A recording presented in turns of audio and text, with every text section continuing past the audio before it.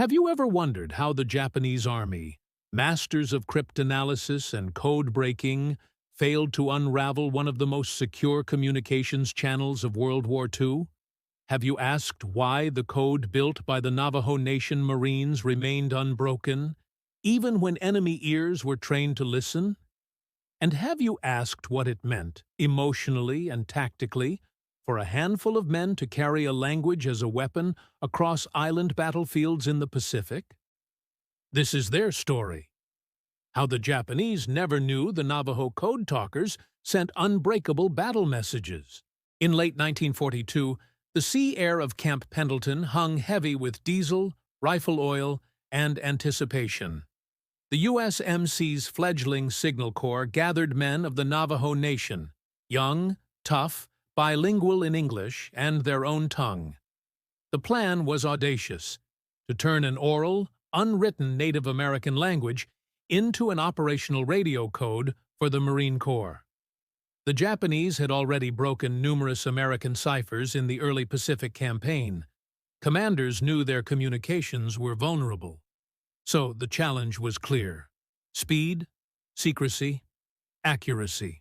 Within weeks, the so-called first 29 enlisted men were breaking down their language, devising new words, creating an alphabet.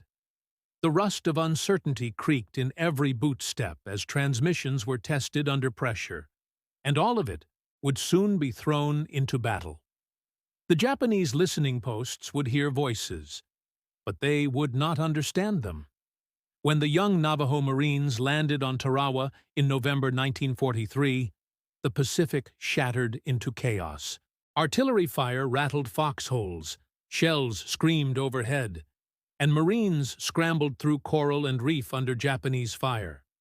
Amid the explosion and fear, the code talkers carried their radios, sets heavy with dials and wires, on their backs, motioning silently, pressing keys, speaking into handsets as the tide crashed at their feet. Messages that would once take cipher machines and code books were spoken in a moment, in Navajo, using code words, letters, phrases.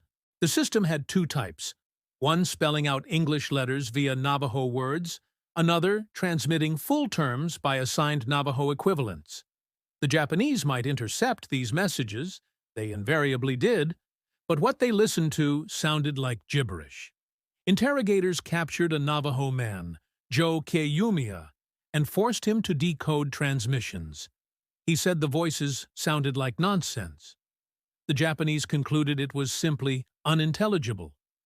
Under that fantastic pressure, the code remained silent to the enemy, and alive for those who knew its language. Across the heat-blurred sands of Saipan in mid-1944, the code talkers moved with shift and grit. Signal teams ducked forward as tanks rumbled, howitzers roared, and Japanese mortars cracked overhead. At dawn on June 15th, Marines hit the beaches, and through that day into the night, Navajo radios hummed quietly. Messages flowed. Enemy strong point ahead. Artillery barrage commence. Tanks advancing left flank. Behind the din of battle, these transmissions were lifelines. The Japanese, listening, could not parse the words. They could hear static, voices, perhaps even the tone of urgency, but no meaning. Behind them, the Marines advanced. With every message, the code held. With every decoded phrase on the American side, lives were preserved and operations kept in rhythm. In this war of islands, that precision mattered. By February 19, 1945, on the volcanic slopes of Battle of Iwo Jima, the situation reached heart-stopping urgency. Smoke rose from bunkers. Japanese machine guns barked in darkness. The Marines stalled near Mount Suribachi. The cost in flesh and metal piled high. 6 Navajo Code Talkers, under artillery fire and mortar barrage, sent more than 800 messages, without a single error. The Japanese were unable to stop it. They could not anticipate where the next strike would land, because they could not read the messages. The code held. In the shriek of air raid sirens and the groan of wounded men, those radios clicked. Words in a hidden tongue became the lifeblood of assault plans, artillery calls, and survival. No cipher break, no Japanese advantage gained. In that chaos, the unbreakable code stood. The mechanics of why the Japanese failed prompt a sort of awe. The Navajo language was rare, complex, tonal, and unwritten, a near-complete unknown to the enemy. But more than that, the system built on it was layered. Code talkers used Navajo words to represent English letters, and further assigned those words code meanings. An ironfish might mean submarine, a turtle might be tank. To decipher it, the Japanese would have needed to do more than translate Navajo. They would have needed to understand the code book and its associations. Records confirm that the Japanese considered the transmissions too chaotic, and the captive Navajo could only say that what he heard made no sense. In effect, the code was never broken because it required multiple locks, and the Japanese lacked the keys. Beyond the technical brilliance, reflect on the human dimension. These Navajo Marines left reservation lands and boarding schools, entered the boot camps of the Marine Corps in San Diego, trained under military discipline, and stepped into the fiercest war the United States had ever fought. Their language, once suppressed in schools when they were punished for speaking it, became one of America's greatest weapons. On the beaches of Peleliu, the ridges of Guam, and the slopes of Iwo Jima, they bore radios, sweat, fear, and courage. Their voices rang out in the air. Their code underpinned complex amphibious operations. Their message never compromised. They fought not only the Japanese enemy, but an unseen enemy of miscommunication, of interception, of error. And in that war-torn geography, the code held. Yet even after all they did, recognition lagged. The program remained classified until 1968. The men returned home to reservations and towns, to their families, often without fanfare, sworn to secrecy about the work they had done. They bore their medals quietly, shrouded in what they couldn't speak. That silence lasted decades, even as their transmissions had altered the course of war. That quietness in the aftermath speaks of sacrifice not in the heat of battle, but in the return to peacetime invisibility. Consider the irony of it all. A language almost outlawed in everyday life for these young men, now weaponized for victory. A code unheard by the enemy, yet spoken relentlessly by the Marines. Thousands of messages sent, countless lives protected, and yet stories delayed. The Japanese never cracked it, never understood it, and so the code became a phantom in enemy ears. But for the Marines on the other end, the code was as real as the bombs falling and the trenches opening. In hindsight, historians trace the lines. Approximately 375 to 420 Navajo Marines served as code talkers during World War II. Their contributions spanned every major Marine assault in the Pacific from 1942 to 1945. Their code was fast, faster than conventional cryptographic machines in combat conditions. The Japanese listened, but comprehended nothing. The War of Islands was as much a war of words as of bullets, and in that war, the Navajo Code Talkers won a hidden victory. As the Pacific War ended, as the flags were lowered and the Pacific volcanoes sat silent, the young Navajo Marines came home under a different kind of storm. Silence. They carried their radios into barns and garages, into memory, but seldom spoke in public of what they had done. Time marched on, and the world forgot for a moment that behind every beach landing there had been a voice speaking in a language unbreakable. Now, at last, recognition comes. But the story remains poignant, of a people whose language became a shield against an enemy who never knew. Listen, when you hear about the Code Talkers, understand this. The Japanese perfectly heard the transmissions, but they never knew. And because they never knew, those messages moved like ghosts through enemy airwaves, unimpeded, untranscribed, undecoded, effective, invisible, safe. That is the legacy of the Navajo Code Talkers. And now I leave you with the image of one radio set, its dial glowing faintly in the tropical jungle shadows. A young Navajo Marine behind it, flipping the switch, speaking into the handset. Iron fish approaching. Turtle ready. Send tanks. A word in Navajo, then English, then silence. Enemy ears tuned in. Enemy minds lost. The code held. The battle message reached its mark. The moment held. The beaches of Iwo Jima were a graveyard of smoke and steel. February 1945, the island roared beneath the thud of naval shells and the scream of aircraft diving low. Black sand clung to the boots of Marines as they dug in under fire.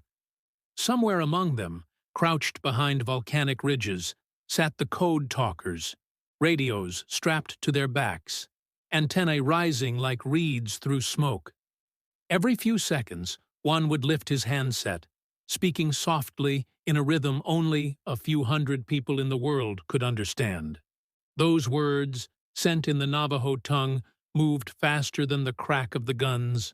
Orders traveled from battalion to battalion with a precision that stunned commanders. Send reinforcements to Red Beach 2. Shift artillery to coordinates 720. No encryption machines, no cipher pads, just breath and language. The Japanese intercepted every word, and yet understood none. As the Marines clawed their way up Suribachi's slopes, Japanese intelligence posts logged the transmissions diligently. Operators scribbled frantically, trying to match words and patterns. Analysts in bunkers along the coast compared recordings, seeking repetition or logic. But the language itself, complex, tonal, rooted in metaphors, broke their reasoning. There were no repeated ciphers to exploit, no mechanical rhythm to chart. One Japanese officer later admitted they believed it to be a strange dialect of English, spoken in code. Others thought it was an invented cipher layered over a tribal chant. None came close. The Navajo language, unwritten for centuries, was immune to translation without cultural immersion. Even an American anthropologist would have struggled, let alone a cryptographer under artillery fire. Every major Pacific offensive from Guadalcanal to Okinawa used these men. On Bougainville, they transmitted troop movements while shells landed within meters of their trenches. On Guam, they guided tank divisions through dense jungle, relaying coordinates by memory when maps were shredded or soaked in rain. At Okinawa, the bloodiest amphibious assault of the Pacific War, the code talkers worked without rest for days. One operator sent hundreds of messages in 48 hours, his voice hoarse, his mind blurred from exhaustion, but his code flawless. Commanders later said they never lost a single transmission to error or delay. The system, built from the cadence of their ancestors, had become the heartbeat of Marine communications. The brilliance of the code lay not only in language, but in design. The first 29, as the original group came to be known, created a dual system in 1942. For words like tank, bomber, submarine, and machine gun, they invented coded Navajo equivalents. Che Dagahi meant tank, literally turtle. Ne Azja meant dive bomber, owl. For the English alphabet, each letter was assigned multiple Navajo words to prevent predictability. A could be Walachi, ant, Belasana, apple, or Tsenihal, axe. To spell attack, one might use ant, turkey, turkey, apple, cat, key. No pattern repeated often enough to be traced. The result, linguistic armor, Simple for the talkers, impossible for everyone else. Even among Navajos, only those trained in the code could decipher its meaning. Imagine for a moment the strain of that responsibility. A missed syllable could redirect artillery, cost men their lives, or unravel entire offensives. The pressure was immense. Code talkers were taught to memorize hundreds of code words, constantly drilled under live-fire conditions.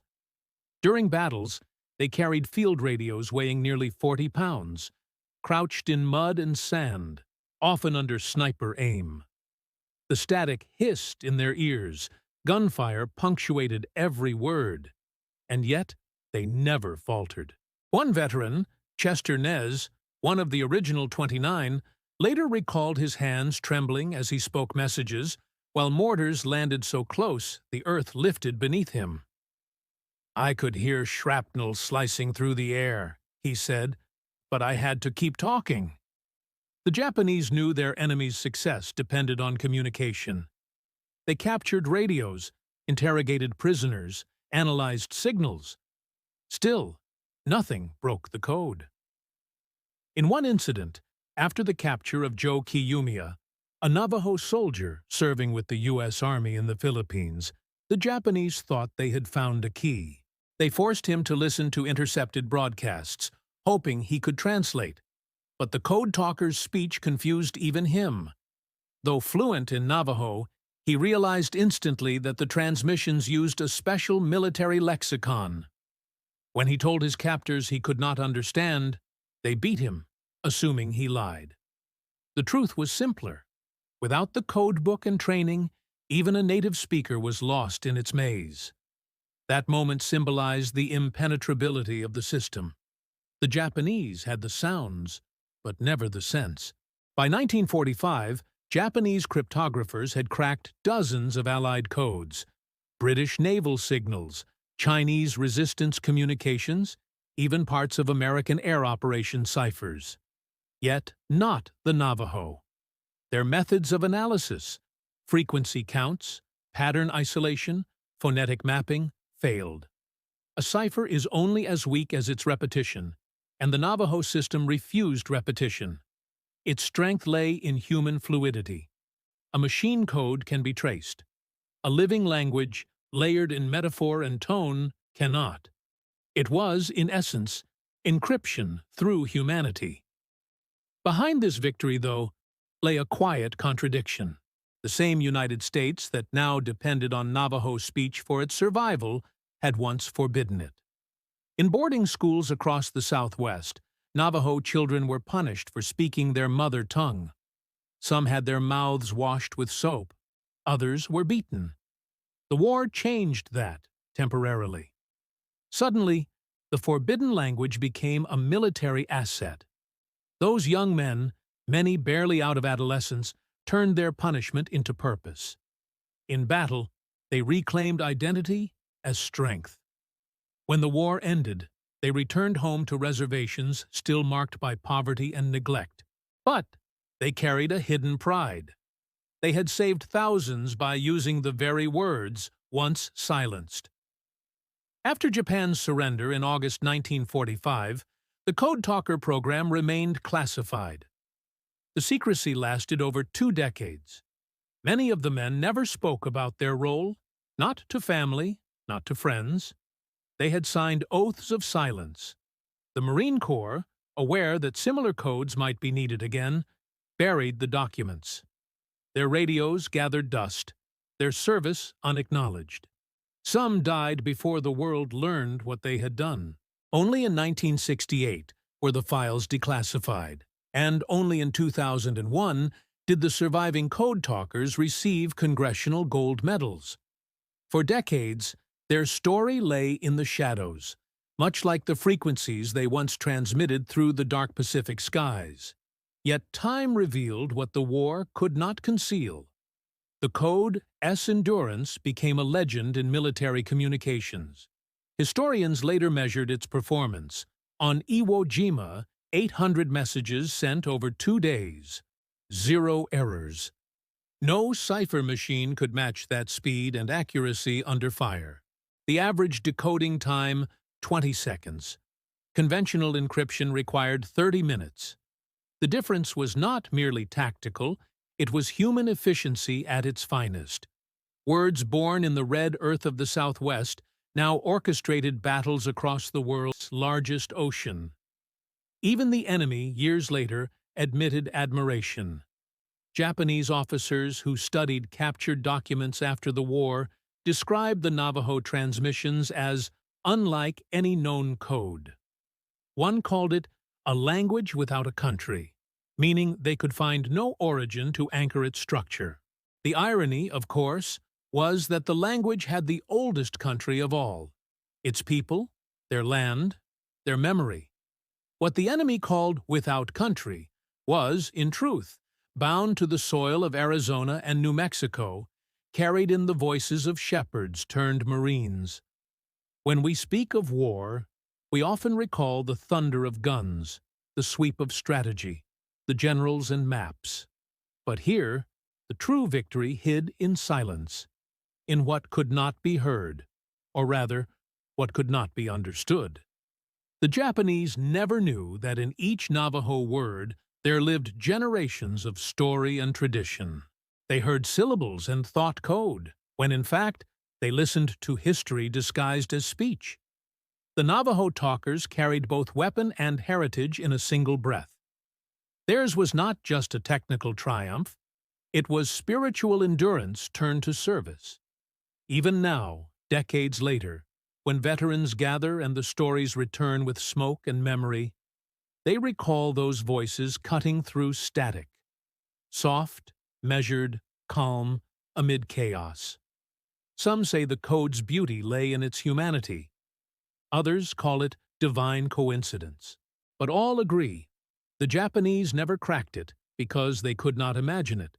They searched for machines, formulas, alphabets. They did not think to look for a culture.